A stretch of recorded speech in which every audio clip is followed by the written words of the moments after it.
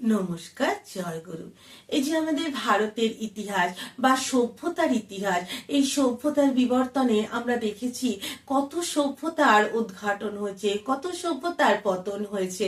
কিন্তু এই উদ্ঘাট আর পতনের মধ্যেও কিন্তু ভারতবর্ষ আজও তার মহা গরিমার সাথে মাথা উঁচু করে দাঁড়িয়ে আছে। যদিও আজকে বর্তমান যে পরিস্থিতি, বর্তমান যে কিছু সমস্যা, কিছু সামাজিক সমস্যা, কিছু রাজনৈতিক সমস্যার জন্য আমাদের ভারতের পরিবেশ অনেকটাই বিঘ্নিত, তবুও কিন্তু অন্য দেশের তুলনায় আমাদের ভারতবর্ষ এক শান্তির বাতাবরণকে মানে বার্তা দেয়। তার কারণ হলো এই ভারতবর্ষ হলো দেবভূমি। বিভিন্ন সময় বিভিন্ন অবতার পুরুষ, বিভিন্ন ধার্মিক পুরুষ এই ভারতের মাটিতেই কিন্তু জন্মগ্রহণ করেছেন। এই ভারতের মাটিতেই কিন্তু রচিত হয়েছে রামায়ণের মতো গ্রন্থ, মহাভারতের মতো গ্রন্থ, গীতার যে অমূল্য যে জ্ঞান, গীতার যে অমূল্য বাণী শ্রীকৃষ্ণের, তা কিন্তু এই ভারতের মাটিতেই প্রতিষ্ঠিত। এবং এই আমাদের ভারতের আরো একটি উল্লেখযোগ্য হলেন মা গঙ্গা, যিনি আমাদের প্রত্যেকটা মানুষকে পবিত্র করে তুলেছেন প্রত্যেক দিন। তার কারণ হচ্ছে এই যে আমাদের ভারত, যতই আমাদের ভারতবর্ষের বাতাবরণ আজকে কিছুটা পরিবর্তন, কিছুটা বলতে গেলে কি অনেকটাই পরিবর্তন, তবুও একটু আগেই বললাম তবুও যেন কোথাও একটা শান্তি রয়েছে।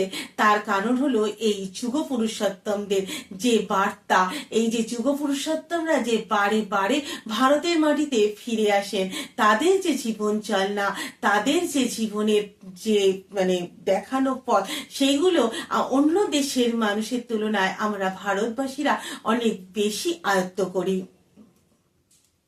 কারণ জীবনের সাথে যদি ধর্ম না জোড়ে, কারণ আমরা কিন্তু প্রত্যেকটা মানুষই কিন্তু আমরা কম বেশি ধর্মের প্রতিপালন করি এই ভারতবাসীরা।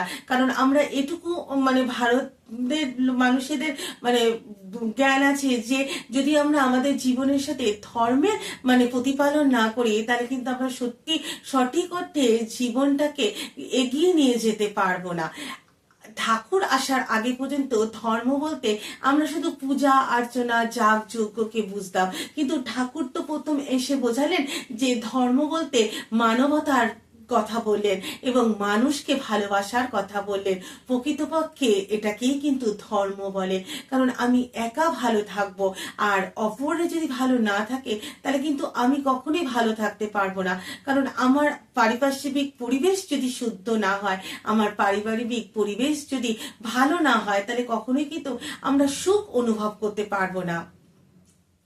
এখানে প্রশ্ন হলো, এই যে কদিন আগে মা সরস্বতীর পুজো হলো, এই যে মা কালীর পুজো হয়, মা দুর্গার পুজো হয়, মা লক্ষ্মীর পুজো হয়, বা এই যে আজ আমরা ঠাকুর অনুকূলচন্দ্রের 138তম জন্ম মহোৎসব পালন করছি, তাহলে কি এই উৎসবগুলো বা এই পুজোগুলোর কোনো মূল্য নেই আমাদের জীবনে?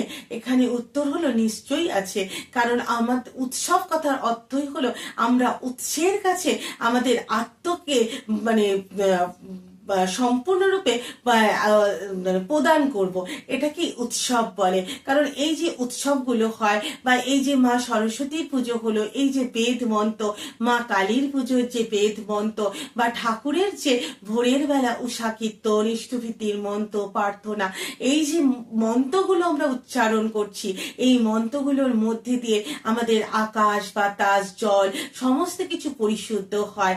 এই যে আমাদের মনের যে ভাব, কারণ ঈশ্বর তো মনের মধ্যে থাকে, তাই আমাদের ভাবই কিন্তু আমাদের মনকে প্রভাবিত করে। তাই আমাদের আশেপাশের পরিবেশটা যত পবিত্র হবে, ততই কিন্তু আমরা সঠিক অর্থে ঈশ্বরের কাছে পৌঁছাতে পারবো।